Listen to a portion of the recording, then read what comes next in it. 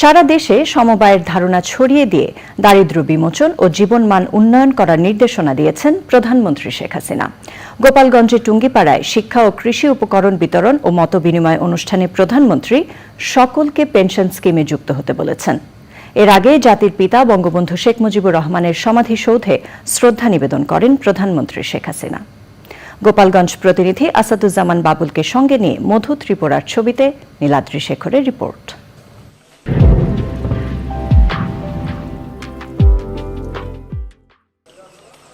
ঢাকা থেকে সড়কপথে টুঙ্গিপাড়া পৌঁছে প্রধানমন্ত্রী শেখ হাসিনা জাতির পিতা বঙ্গবন্ধু শেখ মুজিবুর রহমানের সমাধিসৌধে শ্রদ্ধা জানান। সঙ্গে ছিলেন বঙ্গবন্ধুর ছোট মেয়ে শেখ রেহানা। এ সময় বঙ্গবন্ধু ও ৭৫-এর ১৫ই আগস্টের শহীদদের রুহের মাগফিরাত কামনা করে বিশেষ মোনাজাতে অংশ নেন প্রধানমন্ত্রী।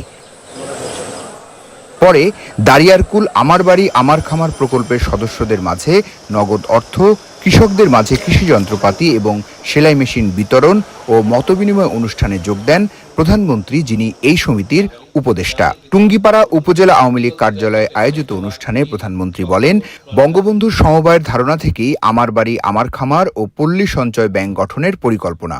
আমাদের যদি উৎপাদন বাড়াতে হয় তাহলে সেখানে আধুনিক প্রযুক্তি ব্যবহার করতে হবে, কৃষি যান্ত্রিকীকরণ করতে হবে। শুধুমাত্র সনাতনী পদ্ধতিতে চাষ করলে হবে না, আধুনিক পদ্ধতিতে চাষ করতে হবে।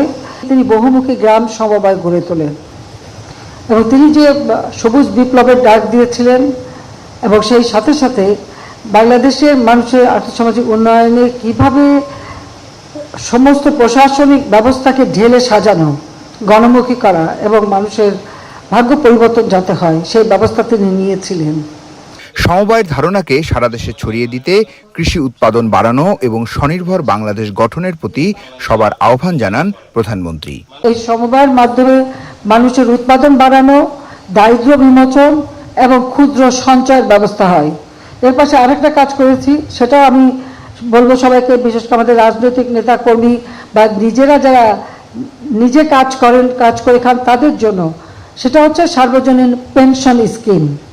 এই সার্বজনীন পেনশন স্কিমও আমি এভাবে করেছি, যারা একটু অর্থশালী তারা ৫,০০০ টাকা করে রাখতে পারবে প্রতি মাসে এবং ২০ বছর বা ৩০ বছর বা ৪০ বছর পর থেকেই কিন্তু এই পেনশনের টাকা তুলতে পারবেন। পরে সমিতির সদস্যদের মাঝে নগদ অর্থ, কৃষকদের মাঝে কৃষি যন্ত্রপাতি, সেলাই মেশিন, বাইসাইকেল, শিক্ষা উপকরণ বিতরণ করেন প্রধানমন্ত্রী শেখ হাসিনা। Niladri Shekhar, channel I, Tungipara, Gopalganj.